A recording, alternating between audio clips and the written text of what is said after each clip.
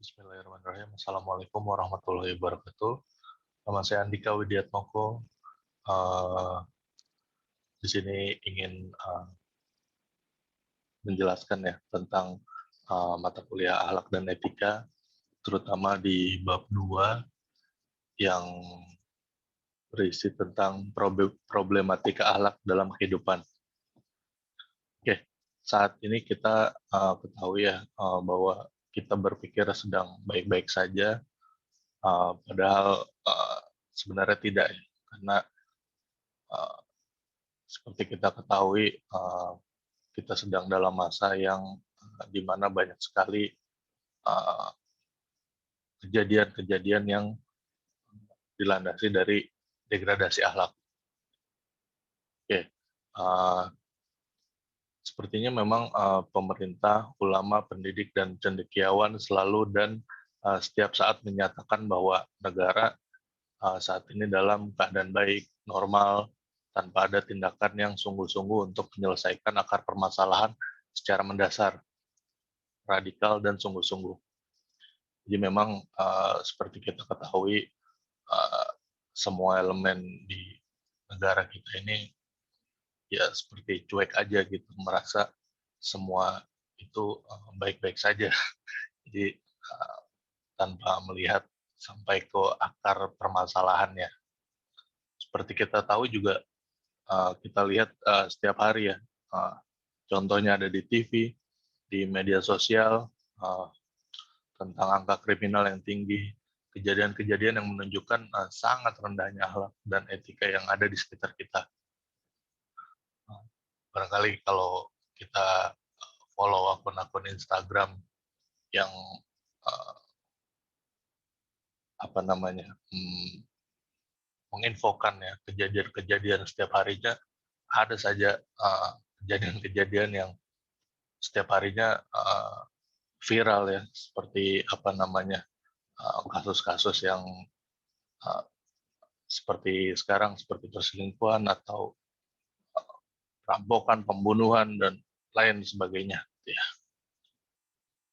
Seperti contoh yang tadi saya sebutkan, ada pemerkosaan, prostitusi, pembunuhan, kekerasan fisik, dan bullying. Ya. Pemerkosaan sepertinya sudah hampir ada setiap hari. Prostitusi, kita tahu bagaimana akhir-akhir ini banyak sekali prostitusi online ya, bahkan melibatkan artis-artis atau selebgram-selebgram ya yang seperti kita ketahui hidupnya mudah foya-foya, tujuannya mati masuk surga ya. Pembunuhan sudah tidak asing lagi ya, setiap harinya ada saja pembunuhan antar sesama, anak ke bapak, bapak ke anak, bapak ke menantu, sudah tidak asing lagi. Kekerasan fisik sudah tidak terhitung lagi ya, ada saja. Oke. Next adalah pembahasan akhlak dan problematika kontemporer masyarakat Muslim. Dalam pandangan Islam sebenarnya akhlak itu didudukan dalam kondisi yang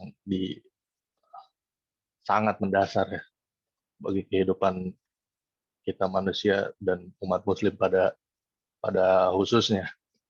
Karena akhlak berfungsi sebagai pengaruh utama bagi perilaku ya. Seperti sering kita dengar istilahnya, utamakan akhlak dibanding ilmu. Berakhlak dulu baru berilmu ya. Karena ilmu tanpa akhlak tidak ada gunanya juga ya, percuma. Seperti saya mengambil contoh dari hadis Rasul, sesungguhnya aku diutus untuk membangun kembali dan menyempurnakan ajaran moral. Ini hadis riwayat Al-Bazar. Jadi sebenarnya Rasul itu diutus untuk apa namanya memperbaiki akhlak dan moral kondisi kaum jahiliyah pada masanya. Jadi sampai saat ini pun banyak orang yang memandang akhlak sebagai terminologi yang multidimensi, bisa ditinjau dari dimensi sosial dan dimensi diri pribadi. Oke, berikutnya adalah akhlak adalah prinsip dasar yang mengendalikan perilaku individu dan masyarakat yang temanya terhubung dengan pertanyaan benar atau salah. Jadi akhlak itu adalah, kalau bisa saya jabarkan, adalah sifat atau perilaku yang bisa membedakan antara baik dan tidak baik, benar dan salah. Jadi sebenarnya kalau tidak bisa membedakan baik dan salah, tidak berakhlak gitu ya. Kira-kira seperti itu kasarnya. Oke, problematika akhlak sebenarnya tidak bisa begitu saja dipisahkan dari kondisi sosial saat ini ya, di mana kondisi sosial masyarakat kita sebenarnya ya sudah jauh dari kata berakhlak gitu ya, karena ini berhubungan juga dengan negara kita yang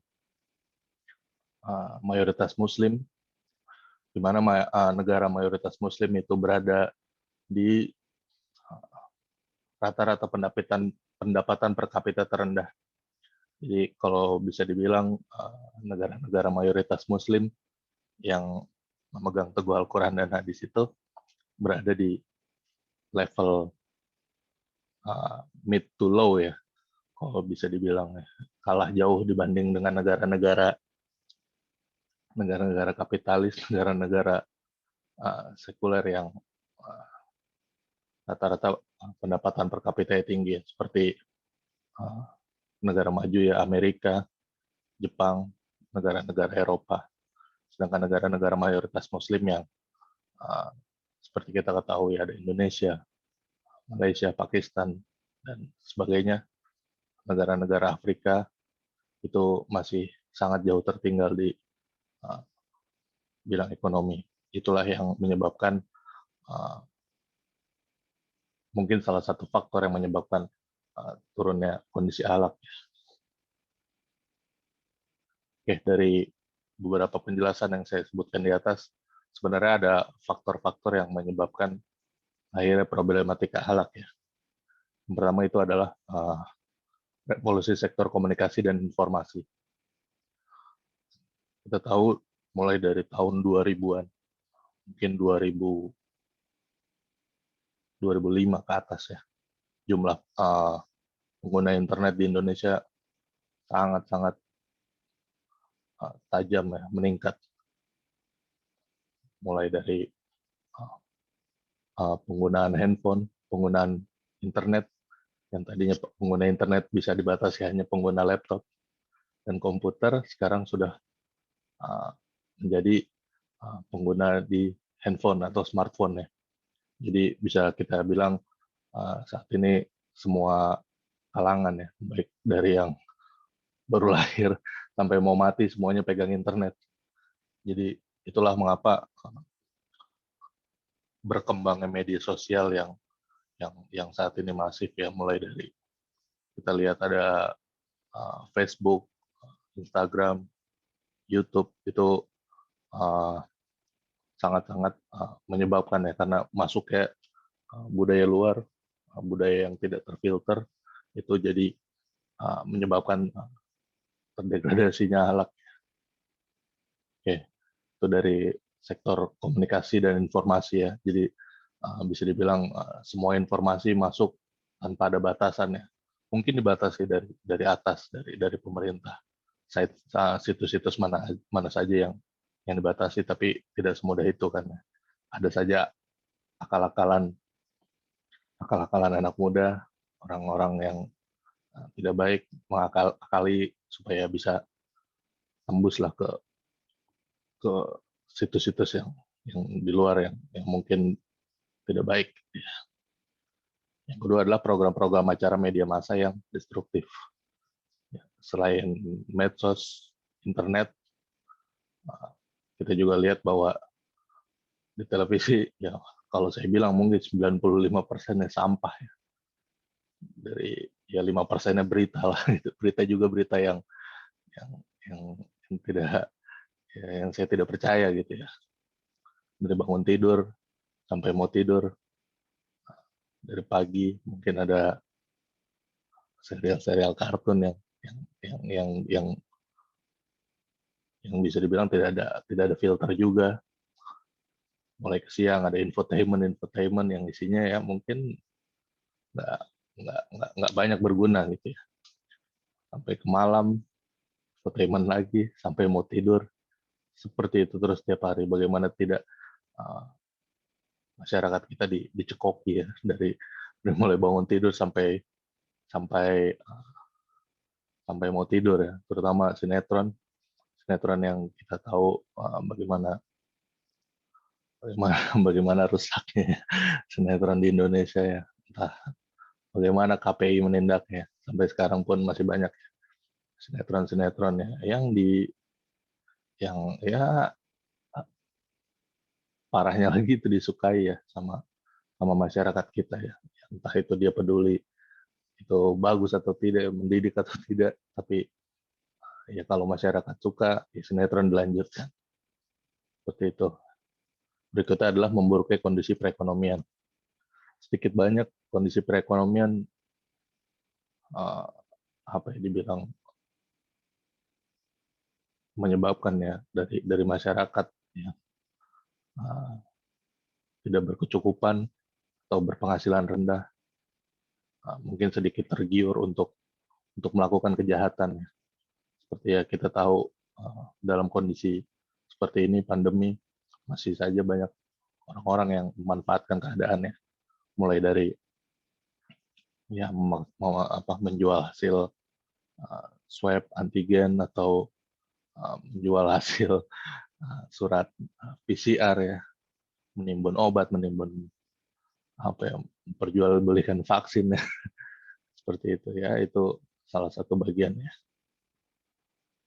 Lalu berikutnya adalah uh, melemahnya peran institusi negara ya, seperti saya tadi bilang ya, dari komunikasi dan informasi seharusnya ada Kominfo yang memfilter itu semua, lalu ada KPI yang harusnya memfilter siaran-siaran yang masuk di televisi nasional, lalu ada KPK yang saat ini tidak jelas bentuknya, dan masih banyak lagi peran-peran yang ya sepertinya tidak berjalan, hanya sebagai pelengkap saja gitu. Ya, mungkin saya tidak banyak berbicara di sini, mungkin nanti takut diciduk tukang bakso ya. Oke, berikutnya adalah ketidakberdayaan. Oh sorry, maaf. Berikutnya adalah melemahnya peran institusi keagamaan. Ya kita tahu ya bahwa saat ini selain institusi pemerintah, institusi keagamaan juga sedikit banyak mulai luntur perannya di masyarakat. Kalau bisa dibilang ya mungkin masih banyak ya, tapi ya sedikit banyak mulai tergerus. Mudah-mudahan saja tidak sebanyak yang dikhawatirkan, gitu ya. Karena mulai dilemahkannya institusi keagamaan, mulai dari yang level paling bawah, ustadz-ustadz musola, sampai level MUI, semua memang seolah-olah ditutupi perannya gitu ya, atau dihalangi perannya untuk tugas yang seharusnya gitu. Tugas yang seharusnya ya, itu ya menjadi pedoman gitu, menjadi panutan dari masyarakat. Tapi saat ini ya kita lihat ya ustadz-ustadz yang sering kita lihat malah ustadz-ustadz yang di TV gitu ya, yang sebenarnya tidak menyentuh ke akar permasalahan masyarakat yang ada. Seperti itu. Ya, dari sekian banyak permasalahan yang ada tentang akhlak, apa sih sebenarnya solusi yang tepat gitu ya. Menurut saya dari peran keluarga sendiri itu yang sangat basic, fundamental sekali, bagaimana peran keluarga mencegah dari dari segala apa yang uh, ya kasarannya apa yang tidak baik di luaran. Jadi dari agama, peran keluarga mendidik orang tuanya, mendidik anaknya bagaimana, mencegah anaknya untuk uh, tidak melakukan hal-hal yang tidak baik, bagaimana keluarga untuk membentengi ya, membentengi tidak hanya untuk bapak ibu saja, bagaimana dia membentengi anak-anaknya dengan ya mungkin dari segi pengajian. Biasanya zaman dulu anak-anak kecil masih harus ikut ke TPA atau ke pengajian, ke majelis talim, tapi sekarang kita lihat ya sudah jarang sekali. Mungkin masih ada, tapi sudah sangat berkurang jauh. Kalau dulu di zaman saya masih kecil, hampir hampir semua anak seumuran, mungkin umur dari 5 tahun sampai 10 tahun itu banyak sekali. Jadi kalau kita ke majelis itu rame-rame ya. Jadi seru gitu. Kalau sekarang ya mungkin ada satu dua private, kebanyakan private, yang sisanya ya mungkin hanya pengajian mingguan saja di majelis. Seperti itu. Yang kedua adalah peran lingkungan ya. Bagaimana uh, bagaimana perangkat-perangkat lingkungan ya, seperti RT RW membentengi wilayah cakupan yang kecil. RT RW bagaimana dia apa namanya mengayomi para pemuda, para anak-anak untuk uh, lebih berkegiatan positif ya dibanding dengan uh, kegiatan yang tidak karuan gitu. Seperti menghidupkan Karang Taruna, ciptakan kegiatan positif, posyandu, mungkin anak-anak mudanya bisa diajak membantu ibu-ibu PKK seperti itu, dan lain sebagainya. Masih banyak contohnya. Yang ketiga adalah peran institusi. Setelah dari peran yang kecil tadi, RT RW kelurahan gitu ya, ya dari atasnya harus jelas untuk apa namanya memberikan kebijakan bagaimana dia mengatur institusi-institusi yang tadi saya sebutkan di atas. Sebelumnya itu bagaimana mereka mengatur bidangnya masing-masing untuk fokus terhadap pembenaran akhlak di masyarakat gitu ya. Karena bagaimanapun juga kerja kerasnya lingkungan dari mulai kecil, sedang, tapi kalau dari atas tidak didukung, tidak memberikan uh, guideline yang jelas, ya akan percuma saja. Oke, mungkin cukup segitu penjelasan dari saya. Ditutup dengan sebuah kutipan ayat dari Quran surat Ar-Ra'd.